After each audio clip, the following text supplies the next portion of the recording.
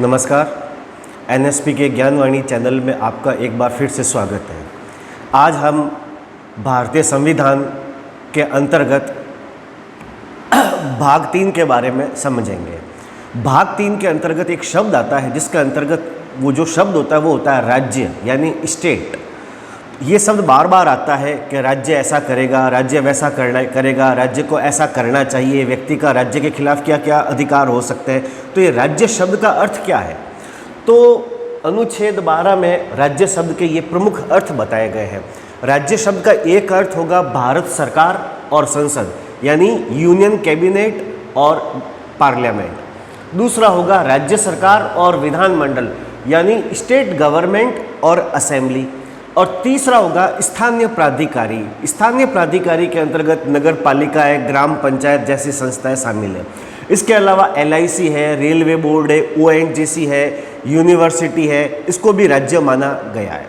आपको एक जानकारी बता दूं कि जो क्रिकेट में BCCI होती है इसको पहले राज्य माना गया था, लेकिन सुप्रीम कोर्ट ने अपनी एक रूलिंग के तहत ये नियम दिया कि नहीं, BCCI जो है वो राज्य के अंतर्गत नहीं आती है। और जितने भी राज्य है इसका जो वर्णन है वो है आर्टिकल 12 में, अनुच्छेद 12 में। अब आता है मूल अधिकार, फंडामेंटल राइट, जो संविधान के भाग 3 में है। अनुच्छेद 12 से लगाकर 35 तक इसका डिटेल है। चूँकि मूल अधिकार संविधान के भाग 3 में है, इसलिए ये भाग जो 3 है ये कहलाता है संविधान का मैग्ना कार्टा। मैग्ना कार्टा क्या होता है इसकी मैं हल्की सी एक ब्रीफ बता दूं। 1215 ईस्वी में इंग्लैंड के राजा जॉन को एक पेपर पर साइन करने पड़े जिसके मुताबिक राजा बिना कैबिनेट की परमिशन के कोई टैक्स नहीं लगाएगा। और वो जो कैबिनेट या मंत्री थे वो जनता के प्रतिनिधि के रूप में थे, यानी लोकतंत्र पर जनतंत्र का नियंत्रण। इस घटना को, उस पेपर को कहा गया मैग्ना कार्टा। तो जो संविधान का भाग 3 है जिसके अंतर्गत मूल अधिकार आते हैं, इसको कहते हैं संविधान का मैग्ना कार्टा।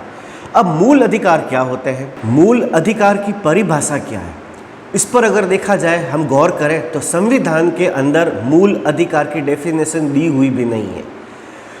लेकिन हम ये मान सकते हैं कि संविधान द्वारा जो नागरिकों को अधिकार दिए गए हैं, जिसके बिना व्यक्ति का सामाजिक, आर्थिक, नैतिक उत्थान हो नहीं सकता, उसे कहा गया है मूल अधिकार। इन मूल अधिकारों के बिना कोई भी देश सभ्य लोकतंत्र नहीं कहला सकता। इसलिए लोकतंत्र जो है, लोकतंत्र सिस्टम के अंदर मूल अधिकार जो है वो ऑक्सीजन का कार्य करते हैं। अब जो मूल अधिकार है वो मूल संविधान में तो 7 थे जिसकी चर्चा हम आगे करेंगे कि संपत्ति के अधिकार को अब हटा दिया गया है। वर्तमान में 6 मूल अधिकार है, वो क्या क्या है उसकी चर्चा हम आगे करेंगे। पहले आज हम समझते हैं मूल अधिकारों की प्रकृति क्या है, नेचर क्या है, क्या मूल अधिकार अनंत है, इसके बारे में हम चर्चा करेंगे। तो पहला है न्यायिक पुनर्विलोकन यानी जुडिशियल रिव्यू। इसका अर्थ ये हुआ, यदि मूल अधिकारों का उल्लंघन होता है, यानी सरकार कोई ऐसा कानून बनाए, ऐसा कोई नियमावली में नियम आ जाए जो किसी भी प्रकार से व्यक्ति के मूल अधिकारों को कम करता हो, तो व्यक्ति अदालत जा सकता है और न्यायालय जो है वो उस पैरा को हटा सकती है जिससे व्यक्ति के मूल अधिकारों का हनन होता है। और लगता है कि पूरा कानून ही मूल अधिकारों के खिलाफ जा रहा है, तो सुप्रीम कोर्ट ऐसे मामलों को रद्द कर सकती है, ऐसे कानून को रद्द कर सकती है। दूसरा होता है पृथक्करण का सिद्धांत, डॉक्ट्राइन ऑफ सेवरेबिलिटी। इसका अर्थ ये होता है कि मूल कोई सरकार ने कानून बनाया, उस कानून में कोई ऐसी लाइन जो मूल अधिकारों से विसंगत हो, तो माननीय सुप्रीम कोर्ट या हाई कोर्ट उस पैरा को हटा सकती है, उस लाइन को हटा सकती है।